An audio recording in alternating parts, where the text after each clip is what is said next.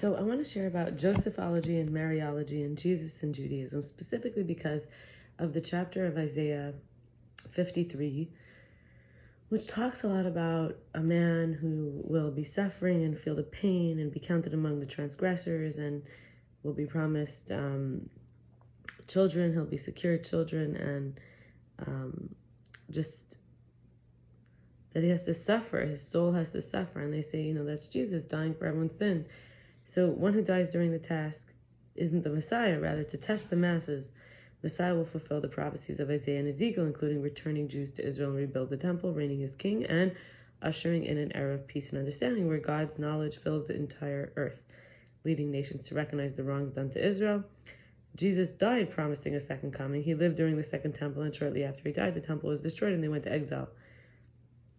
So there's two versions of Mashiach. There's Mashiach ben Yosef, and people said, well, Jesus' father was Joseph, right? Joseph is the father and protector of virgins, they say. He married Mary, the Jewish lady, and she would have been stoned to death for being pregnant before marriage and without a father there. And he models the loving father versus the old vice of the paternal familial domination. And Mariology is the mother and protector of the saviors, the God-bearer, the virginal motherhood, the role as mediator of grace, miraculous birth, extremely pious, chaste, and redeeming the incarnated Redeemer. So there's this version of, Joseph and Mary, really so I'd say almost like Yosef, and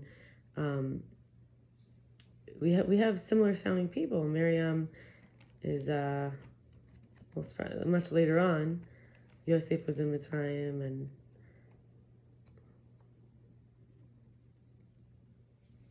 eventually, Yaakov came with the 12 sons, and they had children, and eventually Levi had Amram. In Levi's lineage, there was Amram, and then Moshe and Miriam. So we could say history repeats itself, and Moshe was the redeemer of the Jews. But in this case, each one individually really has to get in touch with our inner messianic self. It says that we have two sides. We have the Mashiach ben Yosef, like I mentioned, and so Mashiach ben Yosef kind of dies in middle of the war, and Mashiach ben David leads the rest of the way. So we'd say there's another Mashiach that has to arise. But then when we do this inside, in the microcosm, we could say it's championing this inner child and believing in miracles. And I'm going to share a little bit from a couple teachers that I got this 4 or 5 years ago. And so starting with our openness versus exploiting. So we would say people who rely on Jesus to die for their sins are actually exploiting another person. Rather than becoming a better person, you're sinning and thinking someone else should clean up your mess and suffer. So we don't have to receive everything we're given, and we also don't have to digest, integrate, and share it. We can have discrimination for a reason. This is how to transition from the Mashiach ben Yosef to the Mashiach ben David. Because David is Judah from Yehud. Yehud is spacious, receiving, open. So some people will have the Yosef is to add, to be able to add in the suffering, to be able to add in merit. Anyway, so some people will be suspicious no matter what. We can only be exploited when we're not acting in line with our true self, with our natural boundaries. We can be open in new ways. People change, we change. It's not required, since we can be and remain as we are and still be good and likable, livable, skilled, and worthy and loved. People will feel exploited when they aren't open to other ways of being restored, because the blinders are on, and closed-minded fixed perception is only able to take in from a particular source to its own detriment. When we open to ourselves up to at first as a foundation, it lets us say no, not accept everything, and we get to pick and choose according to our preferences and desires. We want to elevate the preference and desire, in other words, our will, to an intuitive place rather than influence and pressure, because when we're closed to needing help or admitting fear and shame and uncertainty, we will end up vulnerable to exploitation when the payoff matches our hidden needs, the secret needs. This also sets the programming to manipulate others into giving because we can't be real, and ends up exploitative with people who have to compensate for our lack of transparency and authenticity, and subsequently no gratitude or acknowledgement. Rabbi David Ingber of Romamu, I took a class, he talked about miracles. When we perceive it, it's like we witnessed and received. For example, prophecy without credit, a clear mirror, concealed in the ordinariness, in the full view. And it's God in the world. It's the natural miracles, which are a part of nature, God's skin, which is miraculousness. It defies time, the laws of nature. For example, splitting of the sea, or the natural hidden miracles, like Esther means hidden. There's the book of Esther, where she's queen and beauty and grace, or the Hanukkah miracle, which is coming up shortly, like next week, where the military victory, a little over a week. Anyway, the military victory using unexpectedness for the victory, or basically Esther saves the day, or the tiny little army saves the day. It's natural miracles that defy nature and time, but like they're not shooting out there like fireworks. So the I in I, the I in I, and the I, like the letter I, the self I. People are afraid to look at someone so on fire. God places us where the corpses are dead to find the light in the darkest places. It's a very Hasidic concept to make a dwelling place in the lowest realms, to rest in the dwelling place of light and be surrounded by light, rather than the rigid identity that we're not safe, that we can't be nimble. There's not a mystery. It's codependent. The face, it's like we face, it's like versus potential knowing, the tension of creation, rageful kind of uncertainty, giving birth to desperate humility. It comes 360. From codependency, which is back to back, to facing, to seeing clearly, right? So that's, the ego gives interference. It's not a clear signal. They're static.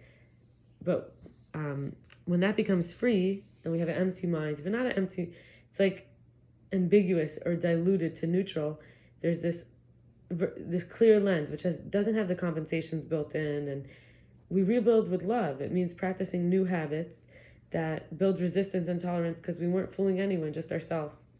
And then I want to share from John Bradshaw. It's called Championing the Inner Child, The Journey to Wholeness. 1 is action, which is changing behavior. 2 is feeling work, original pain of the inner child. 3 is cognitive work, corrective experience. And 4 is spiritual, which is a higher power, really expanded lifestyle. We have to break out of our dysfunction and delusion by letting go of the denial, accepting the actual events and seriousness, because acting like we don't see the problem so we can't have any solution without awareness means our role depends on this false story, where no one gets to be a real, authentic person. The dysfunctional signal cue is like a bond permanence. It's non-adaptive, we can't leave. And the access to adult gives potency for new permissions and skills, and to the child, which can be practiced, and it's a protection because the inner child is alongside us. Rather than contaminating from the inside, it needs discipline for spiritual wisdom to emerge. Scarcity of love, food, stuff, basically needs are unmet, versus never abandoning the inner child's needs. The adult knows how to survive. It can impress an inner 5-year-old self by remembering and integrating the stories from the past that came after it, so that it trusts us, this adult self. When we fantasize, we create scenes in the mind of pleasure and catastrophe, and we can use memories of painful pain and fully feeling, and can use that energy to heal and integrate as we make new rules that we can speak up and nurture and validate and be honest and feel feelings and anger and say it's okay to trust my eyes and ears and think what I think and feel and express my feelings and want what I want and play and have fun. And it's crucial to delay gratification and no limits and develop a conscience and tell the truth and be reasonable and take the consequences and know that the problems are natural and mistakes are teachers. It's important to be connected to our true self and our true desires and will and our true calling and our life force energy. And these are ways to nurture ourselves. They're rules that untrain us from a deceptive system. But due to the scarcity, we didn't believe that there's enough, whether it's money, sex, food, or love, or anything. And our values, we start to choose from alternatives and understand consequences and act on it repeatedly and prize it and cherish it. What's valuable, it has value. And you'll even publicly proclaim it if necessary, right?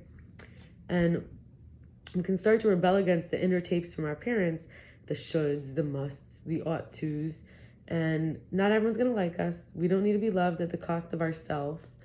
And we have to remember that when we're abused, it sets up a life-damaging addiction and life-damaging relationships.